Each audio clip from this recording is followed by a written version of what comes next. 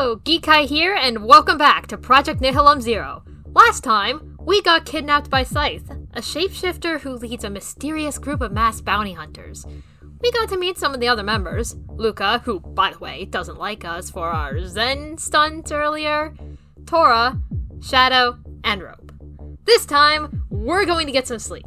No, seriously, that's where we left off. Going to bed. Hopefully, it's as good as Oslek wanted. Alright, a normal night. What is really normal for us? We don't know normalcy, because the labs certainly aren't what we consider normal. 02-11-2969. I do not remember what midnight is in military time, so I'm not even gonna try. I forget. Your room. Yeah, our room. Oh hey, this place! There is no sign of the flower meadow you had hoped to dream of. Instead, you find yourself back in the familiar place. The layer of water you seem to be standing on creates small waves around your feet.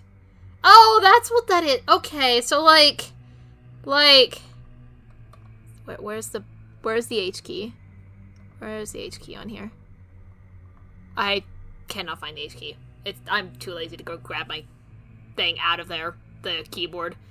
But, like, I always thought, like, for some reason, like, this was just nothingness, and this line was just kind of, like, I don't know, like a horizon or something. But no, that's actually, like, water down here, and then, like, the sky up above. Okay, that's actually really neat. I don't know if I'm just dense or what, but I didn't honestly realize that this is water. That's actually really cool. I like the mental image of that in my head now. Thank you. Thank you, game. You pause for a moment and see shadows darting beneath the surface of the dark water. You tear your gaze away from the dark figures and look around. The dull, familiar humming of this place echoes through the endless emptiness. You wonder if Delta knows you are here. Delta? Are you here? Out of the corner of your eye, you notice movement, causing your gaze to dart upward into the dark, empty sky. A figure emerges from the darkness, slowly floating down towards you. Her hair still reaches high into the sky, so you can't see where it ends. Delta now stands before you, her body relaxed, her arms and legs hanging limply as always. Ah, you.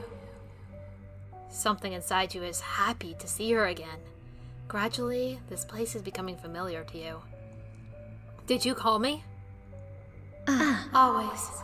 Finally, a response.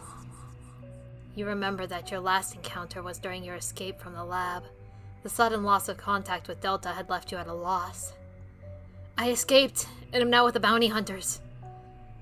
That was a giggle. Delta knows. Plan successful. You pause, then laugh quietly.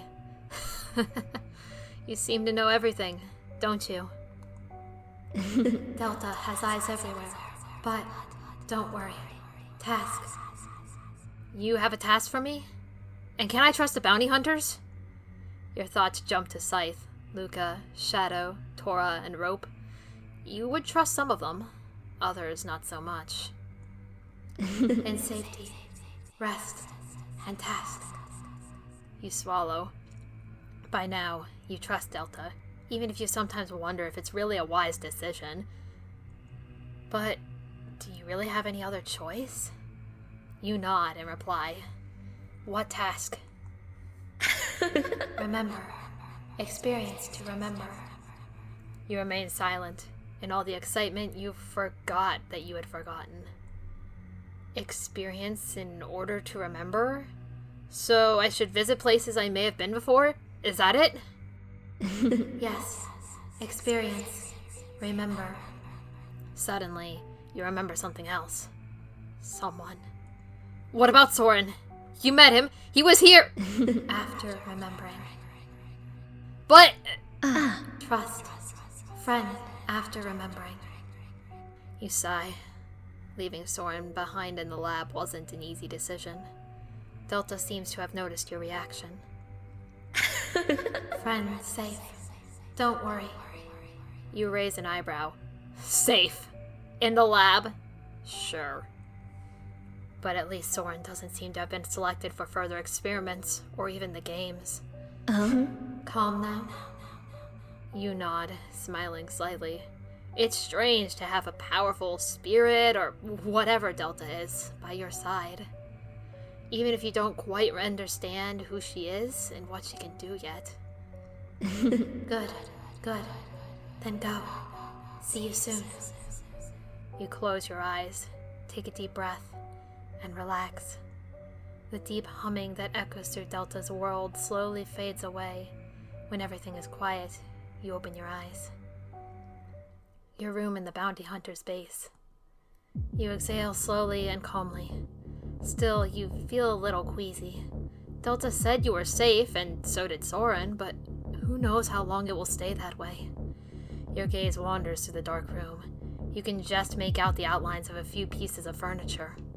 The ticking of the clock reaches your ears. It's not annoying. On the contrary, it's rhythmic. It calms you, like a heart that keeps beating. Your hand wanders to the dresser next to your bed, on which there is a small lamp. You fiddle with the cord a little until you find the switch. It remains dark. A shiver runs down your spine. Suddenly, the darkness feels oppressive. You click the switch again, but the darkness remains. You swallow, throw aside the covers, and stumble to the light switch on the wall next to the door. No light. Oppressive darkness.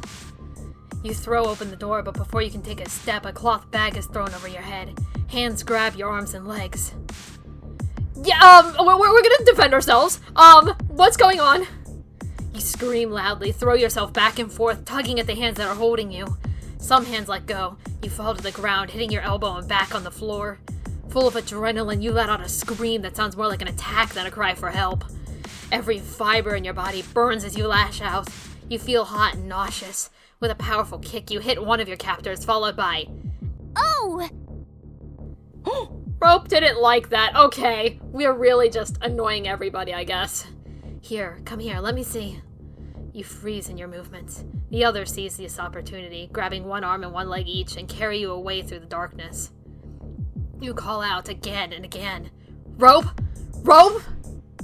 Until you are finally dropped like a sack of potatoes onto the hard floor. The cloth bag is torn from your head with a jerk, allowing you to see who brought you here despite the dim light. Luca, who looks threatening. Shadow, who also intimidates you. Tora, who stands close to Rope and seems to be comforting her. Rope, who took your kick right in the stomach. And Scythe. She is holding a box in her hands. Still breathing rapidly and pumped up on adrenaline, you crawl back a little. The small pit in the middle of the room where you are sitting prevents you from sliding back any further, as your back is already pressed against the edge in the upper rim. We have gathered here to send Oslok on the path of trial. What? What's happening? Shh. Listen. You swallow. Scythe steps closer, stops in front of you, and looks down at you. Come on, get up. You follow her instruction and rise, your knees trembling with tension. Then a kind of ritual seems to begin. From this moment on, you, Oslok, are a probationary member of our circle. To prove yourself, you will have to pass tests and complete tasks. There is no turning back now. Once you have proven yourself worthy of being part of us, you will become a full member and receive your mask. Until then, you must obey our every word. You swallow, then remember. Delta said you were safe. You take a deep breath in and out. Scythe opens the small box in her hand. Inside is a small dagger. The handle is decorated with small notches and flourishes. The blade glows blood red. Next to it is a small glass tube on a chain. Shadow steps closer and holds the box while Scythe takes out the dagger and the pendant. She opens the lid of the glass tube and then holds out both hands to you. You slowly raise one hand and extend your index finger. There is only a brief sting as Scythe skillfully cuts your fingertip. Several drops of blood ooze out. Drop by drop, they fall into the small glass tube, which Scythe then closes and puts back in the box. Then she turns to you again. She holds out the dagger to you on her flat hands. You are now a bounty hunter in training. Use the dagger as you see fit. Whether it be for combat, for your survival, or as a reminder of whom you now owe your allegiance to. With steady hands, you take the dagger. The cool metal feels heavy in your hands. Then you turn your gaze back to Scythe. She nods, then turns and leaves the room. Shadow, Luca, Tora, and finally Rope follow silently until you are completely alone. Thoughts race through your head. Great! A cult? I hope the ritual is the only strange thing here. I'm sure they had no idea how else to welcome new members.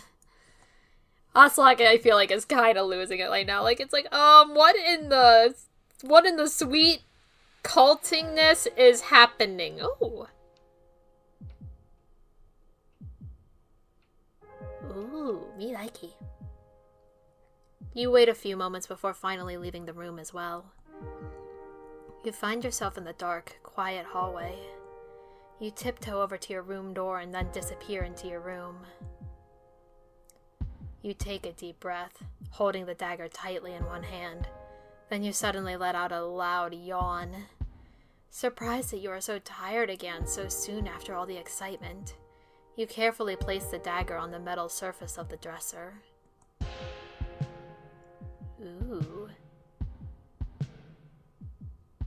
I'm sorry, I'm getting very distracted by... don't get me wrong, Act 1's music was great. I loved it. But this new stuff is just really... I'm really loving it. It's tickling my brain in just the right ways in the right moments. So, George, you are doing an amazing job with the music. Keep it up, because holy crap, I'm loving this. Sorry, I keep getting distracted. I need to stop getting distracted and actually read, like I'm supposed to be doing. Tired, you fall into your bed, pull the fluffy duvet up to your chin, and shortly thereafter fall into a deep sleep, while all the events run through your mind again in your dreams.